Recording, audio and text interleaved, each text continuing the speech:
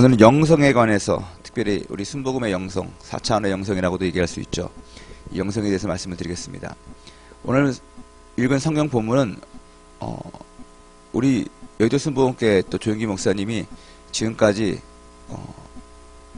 붙잡고 이 목회를 해왔고 또 하나님을 찾았던 아주 매우 핵심적인 두 성경 구절입니다. 우리가 어떤 안경을 쓰고 세상을 보느냐에 따라서 이 세상은 달라 보입니다.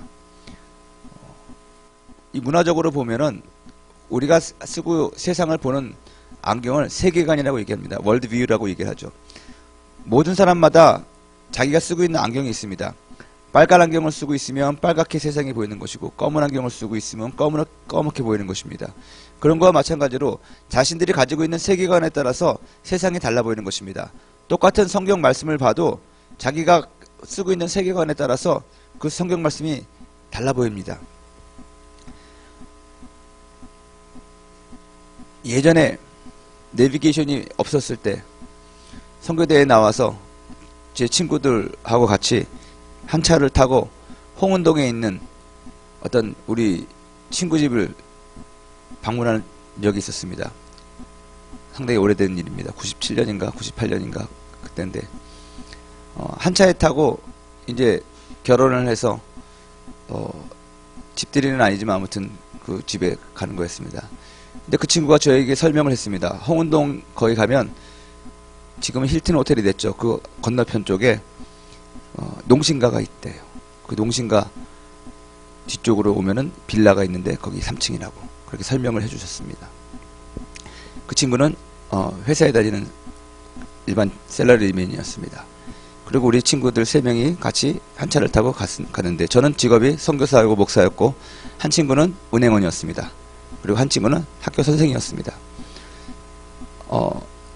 그 친구가 농신가 뒤로 오면은 금방 찾을 수 있다고 거기 빌라촌이 있는데 거기 3층 빌라라고 그렇게 얘기를 했습니다.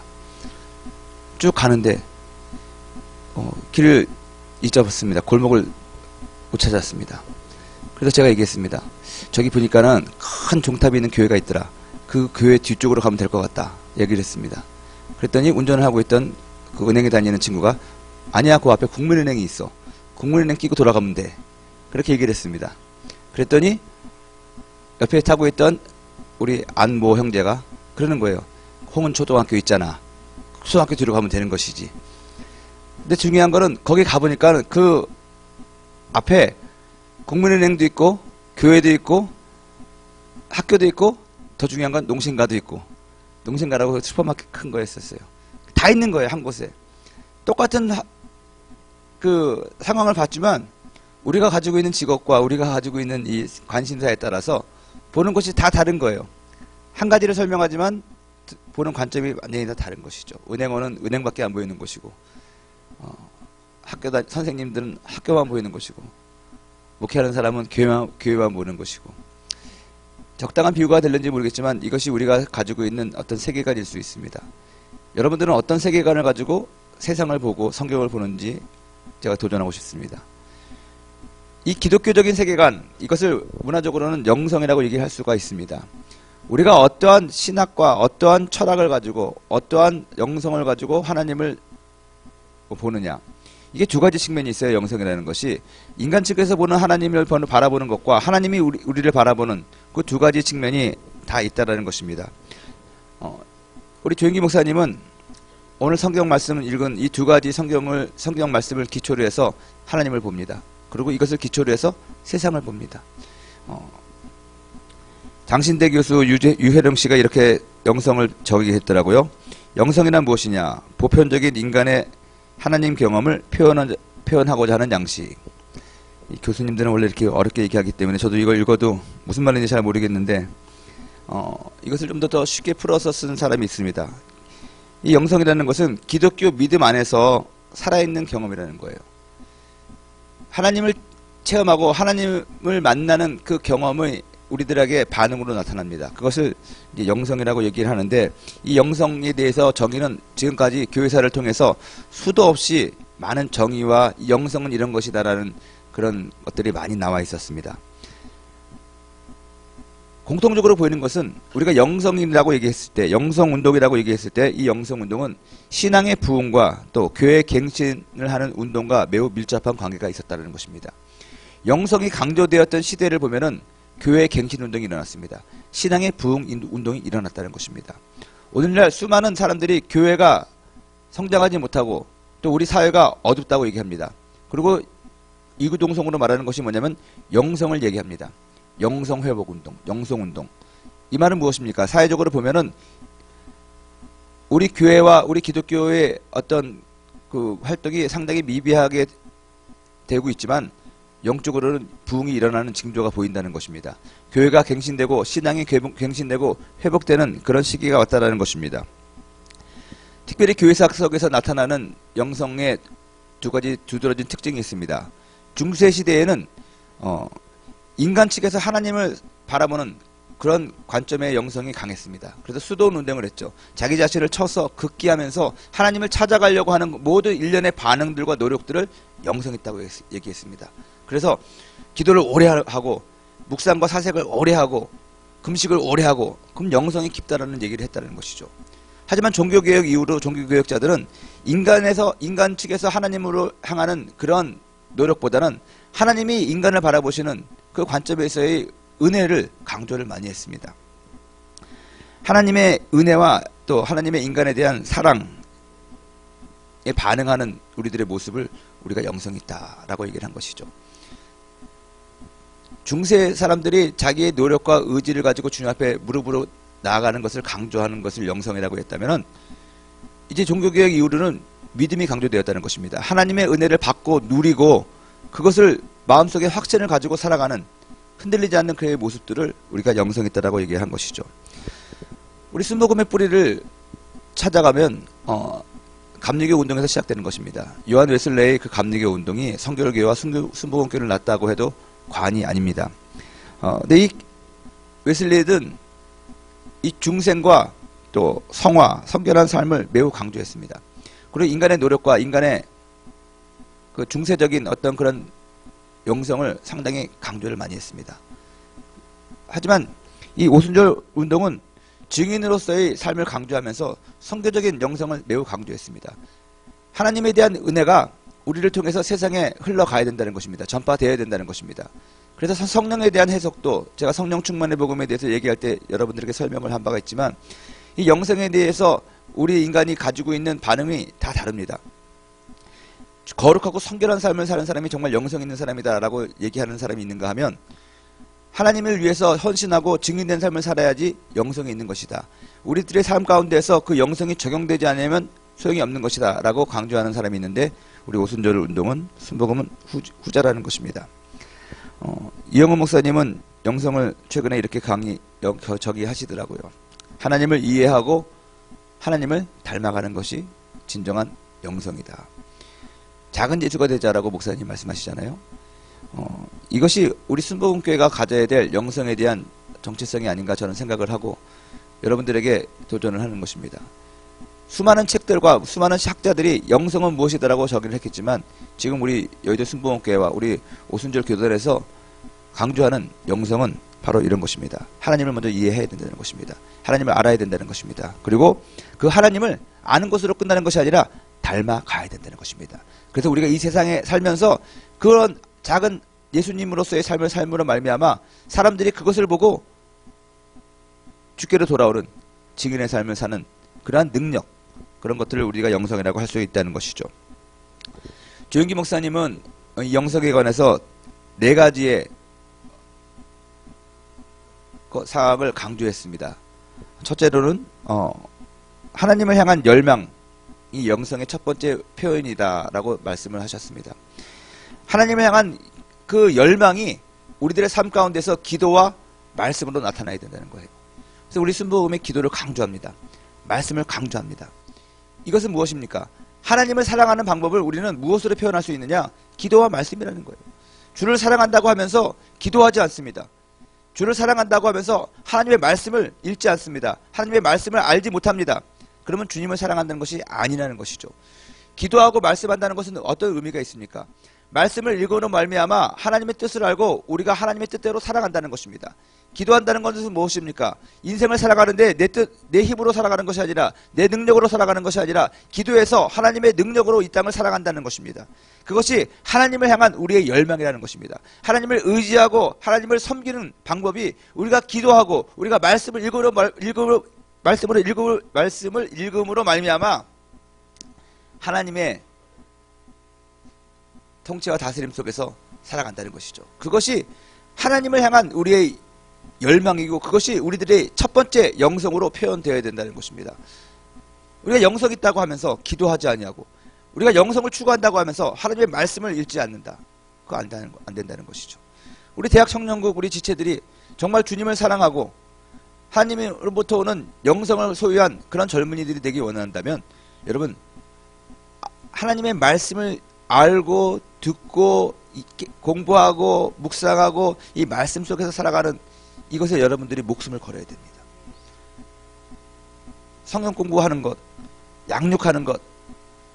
여러분 양육은 우리들이 그냥 성경을 아는 지식으로 끝나는 것이 양육이 아닙니다. 그 말씀이 여러분들의 생활 가운데 적용되어지고 젖어질 수 있도록 여러분들이 훈련을 받는 것입니다. 새벽마다 나와서 기도하는 여러분들 참 이 영성을 가지고 있는 사람이라고 얘기할 수 있습니다. 어떤 사람은요 영성을 얘기하면서 말은 영성을 얘기하는데 기도를 안 해요. 우리 새벽 예배에 나라든가 정기 예배에 나오질 않아요. 자기 혼자 생각하는 것이 영성이라고 생각하는데 그거는 아니라는 것입니다. 하나님을 향한 그 열정이 표현되어야 됩니다. 두 번째 조 목사님이 강조했던 그 영성 가운데 두 가지가 뭐냐면 하나님의 임재를 체험하는 것입니다. 하나님의 역사가 우리들의 삶 가운데서 체험되어야 된다는 것입니다. 이것이 뭡니까? 성령 충만입니다. 성령의 영성입니다. 성령은요 하나님과 우리를 연결해주는 끈입니다. 하나님의 복음이 하나님의 역사가 우리 삶 가운데 실질적으로 적용시키는 그 능력이 바로 성령 하나님이라는 것입니다. 기도하고 싶습니다. 근데 우리 육신이 더 강하기 때문에 우리의 혼에 우리의 자아가 강하기 때문에 기도하기 싫습니다. 성령이 기도하게 하시는 것입니다. 우리들은 연약하지만 성령이 우리를 일으켜 주시는 것입니다. 우리는 스스로 믿을 수 없지만 성령이 믿게 하시는 것입니다. 성령이 깨닫게 하시는 것입니다. 성령이 그 모든 것을 가능케 한다는 것입니다. 우리 안에 성령께서 말할 수 없는 탄식으로 기도하게 하시는 거예요. 얼마 전에 어떤 지체가 저한테 그런 간증을 메일 보내왔습니다. 오늘 그날따라 유난히 기도하기가 싫었습니다. 그래서 어떡하지 기도가 안 된다. 그런데 갑자기 자기도 모르는 사이에 마음속에서부터 막 방언이 나오고 막 기도가 나오고 막 눈물이 나오고 목사님 이게 이상한 거 아닙니까? 왜 제가 기도하기 싫었는데 기도하기 너무 졸리고 여기 새벽기도 와서 그냥 졸다가 하고 싶었는데 자기도 모르게 속에서부터 막 방언이 나오고 기도가 나오고 그리고 눈물이 나오고 중요한 거는 그렇게 하고 난 다음에 내게 알 수 없는 말할 수 없는 평강이 있었습니다. 여러분 그게 뭡니까? 그게 성령이 여러분들을 기도하게 하시는 것입니다. 말할 수 없는 탄식으로 기도하게 하시는 것입니다. 이런 간증도 있습니다. 어느 날 어떤 형제가 버스를 타고 가는데 갑자기 막 기도하고 싶은 마음이 막 드는 거예요. 방언이 자기도 주체하지 못할 정도로 막 나오더라는 것입니다. 입을 막았답니다. 손으로. 근데 왜 이랬지? 내가 미쳤나? 그래서 종로 2가에서 내렸답니다. 그래서 종로 2가에 그 YMCA 앞에 벽에 기대가지고 자기도 모르게 손을 잡고 막 하는데 계속 기도를 했다는 것입니다. 무려 한 20분 이상을 그렇게 서서 기도를 하고 갔다는 거예요. 근데 놀라운 사실은 기도를 끝나고 집으로 돌아가는데 여자 동생이 전화가 와가지고 오빠 큰일 났어. 왜? 집에 도둑이 들었어. 지금 엄마한테 전화가 왔는데 시장 갔다 오니까 온 집안이 다 뒤집어져가지고 도둑이 들었다는 거예요. 아 그러니? 빨리 가봐야겠다. 나는 회사에 있으니까 오빠가 먼저 가보라고. 그래서 들어갔더니 어머니가 경찰이 와있고 어머니가 망연자실하게 앉아있는데 어떤 일이 있었느냐. 아버지가 아침에 가면서 엄마한테 은행에 입금하라고 그 전날 시장에서 장사했던 모든 현금을 이렇게 봉투에 싸가지고 어머니한테 줬는데 어머니가 어디 나가면서 은행에다 입금을 시켜야 되는데 까먹고 텔레비전 앞에 있는 거기다가 그대로 놔두고 나갔다 왔다는 거예요. 근데 집안이 온통 다 뒤집어져 있는데 그 돈은 그대로 있더라는 거예요. 근데 그 시간을 보니까 자기가 막 절제하지 못해가지고 막 방언으로 기도하는 그 시기라는 거예요. 그 간증을 듣고 제가 아주 큰 감동을 받았습니다. 우리들은 진짜 알지 못하지만 성령께서 우리들로 하여금 기도하게 하시고 그 기도를 통해서 하는구나. 이게 성령의 영성입니다. 하나님의 임재와 하나님의 역사를 우리 삶 가운데서 그렇게 직접적으로 체험하게 해주시는 분이 성령의 하나님이라는 것이죠. 그 다음에 세 번째로 표현되는 영성이 말씀의 증거입니다. 선교죠. 말씀의 영성이죠. 하나님의 복음이 이 세상 가운데에서 전파되어지며 우리가 그것에 증인된 삶을 사는 것입니다. 그래서 이 오순절 영성은요, 전도를 매우 강조합니다. 증인으로서의 삶을 강조하기 때문에. 은혜 받았는데 전도를 안 해요. 은혜 받았는데 증인의 삶을 살지 않아요. 은혜 받았는데 선교하지 않아요. 이 여의도 순복음교회 역사를 보면은 1960년대 말부터 조영기 목사님이 해외로 다니면서 선교하고 그랬습니다. 사실 이 한국교회 내에서는 뭐 이단 시비도 있었고 그랬습니다. 근데 이 세계 속에서는 상당히 목사님이 유명했습니다. 왜냐하면 우리 교회 형편이 그렇게 좋지 않았을 때도 불구하고 계속해서 선교사를 내보냈기 때문에 그렇습니다. 1976년도인가 우리 아마 교회에서 처음으로 선교사가 나갔을 것입니다. 그것도 어디로 갔습니까? 남미로 갔습니다. 그래서 이름만 되면 다 아는 유명한 우리 목사님들이 다 선교사로 나가서 남미 파라과이 아순시온 순복음교회 그 1호예요. 우리 교회에서 브라질 이 선교했다는 것입니다. 여러분들에게 도전하는 것은 정말 깊은 영성을 순복음의 영성을 추구한다면 여러분들이 증인의 삶을 살아야 됩니다. 여러분들의 시간을 내서 여러분들의 물질을 쪼개서 주님 앞에 헌금하고 주님 앞에 시간을 들여서 선교하셔야 된다는 것입니다. 증인으로서의 삶을 살아야 된다는 것입니다. 저는 우리 물질의 11조도 주님 앞에 드려야 되지만 우리 인생의 11조도 주님 앞에 드려야 된다고 저는 믿는 사람 중에 하나입니다. 여러분들의 시간을 주님 앞에 드리십시오. 평생을 내가 주님을 위해서 헌신하지 못하더라도 여러분들의 인생의 10분의 1 아니 100분의 1이라도 주님 앞에 드려서 헌신하는 것입니다. 여러분들이 결혼하고 여러분들이 어떤 안정된 직장을 얻기 전에 저는 도전합니다. 정말로 여러분들이 마음을 결정할 수 있다면 여러분들이 30살이 되기 이전에 해외 선교지에 나가서 6개월, 1년 동안 여러분 헌신하고 오십시오. 개척교회 가가지고 봉사하고 오십시오. 우리 새벽기도에 안 나와도 되니까 여러분들 저 해남 땅끝마을로 가든지 강원도 골짜기로 가든지 정말로 여러분들이 주님 앞에 내가 하겠다. 나라를 위해서도 남자들은 2년 동안의 시간을 조국을 위해서 드리는데 주님을 위해서 우리가 못 드릴 게 뭐가 있습니까? 근데 여러분 다 이 땅 가서 막 가정도 있고 뭐 이제 막 시집 장가도 가야 되는데 난 가겠습니다 해가지고 갔다가 와가지고 목사님 시기를 다 놓쳤습니다. 하나님 때문에 나는 시집도 장가도 못 가고 시집도 못 합니다. 그런 소리는 하지 마시고요. 지혜롭게 여러분들의 그 처지와 상황을 돌아보면서 내가 드려야 될 그 시간을 주 앞에 드리는 것입니다.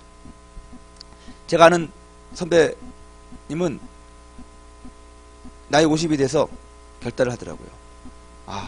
내가 젊었을 때부터 주님 앞에 이것을 바친다고 했는데 아직까지 결정을 못했는데 이번에 하나님께서 좋은 기회를 주셨기 때문에 선교지에 가가지고 나의 전공을 살려서 한 1, 2년간 헌신하고 오겠습니다.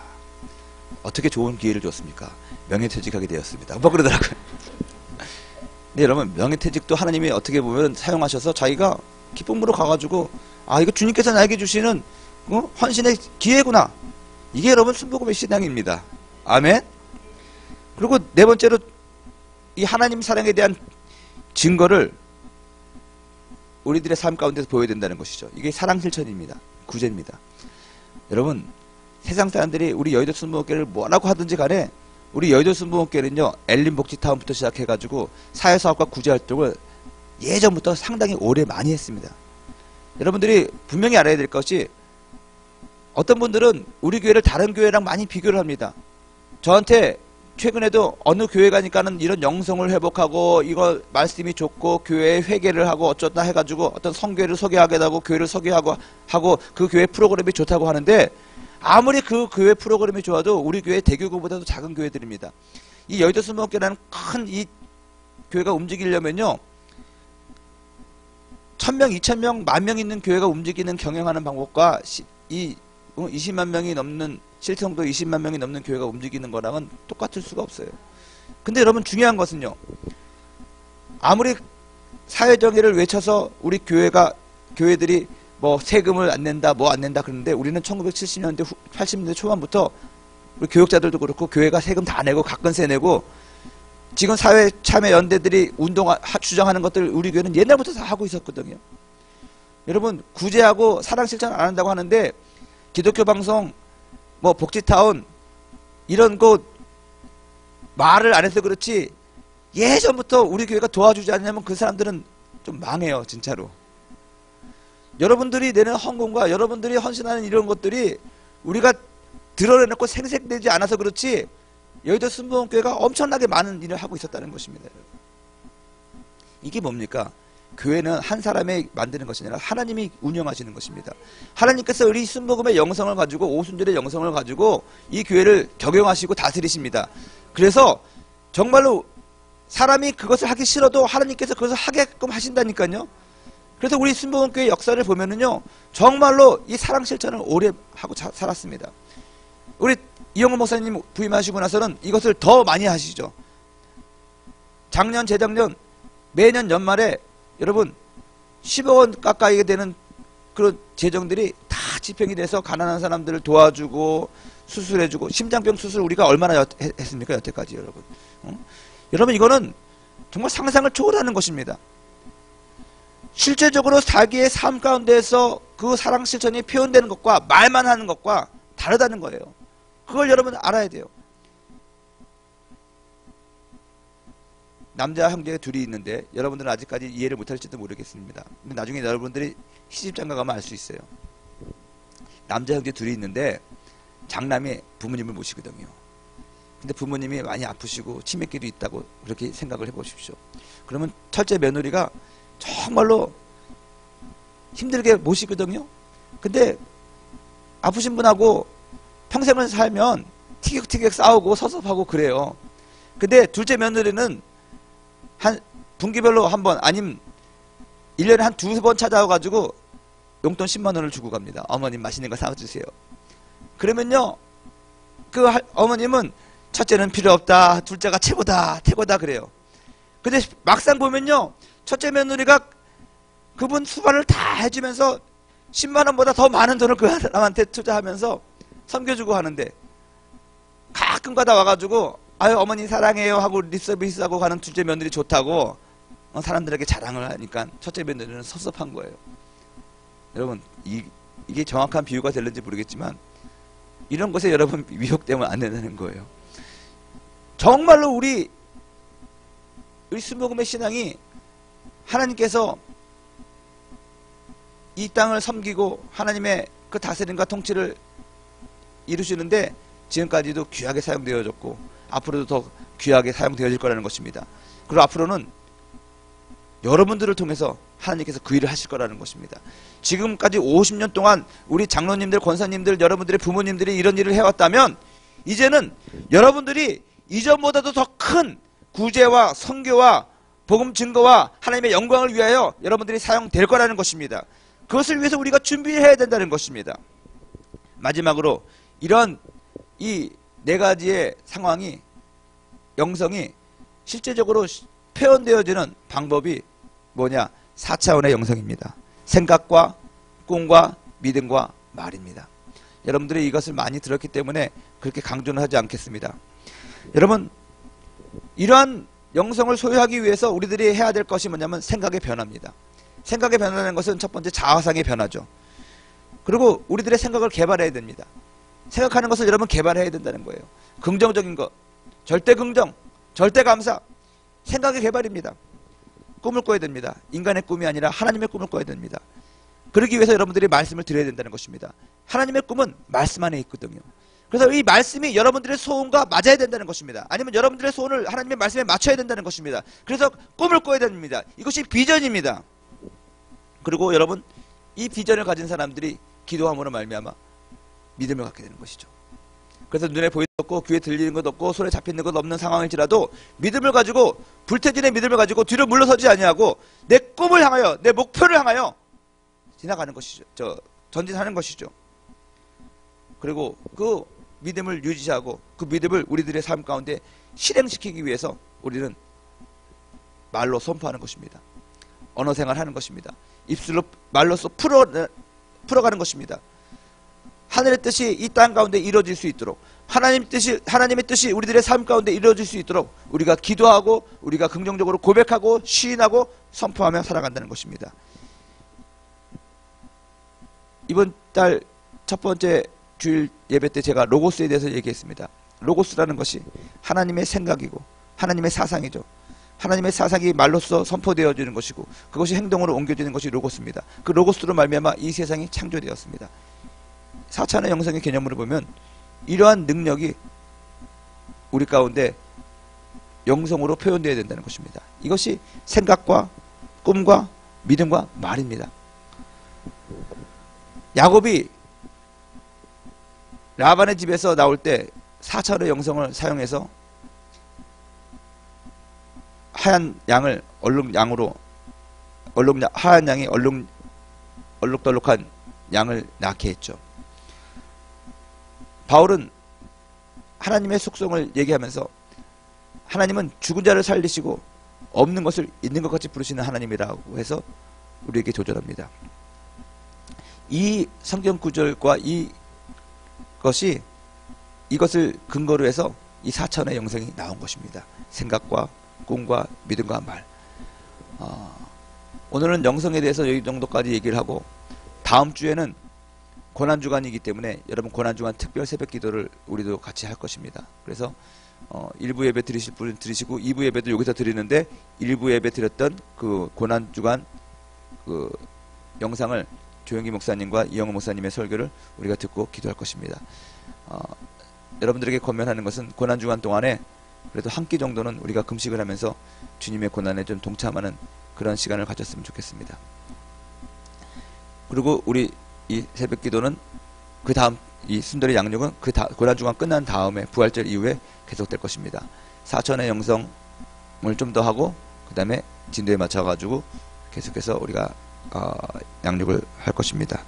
오늘 하루도 주님께서 주시는 은혜와 기쁨으로 4차원의 영성을 소유한 자로서 그 영성을 여러분들의 삶 가운데에서 실행시키면서 승리하는 삶을 살아가는 여러분이 되기를 주님의 이름으로 축원을 드립니다.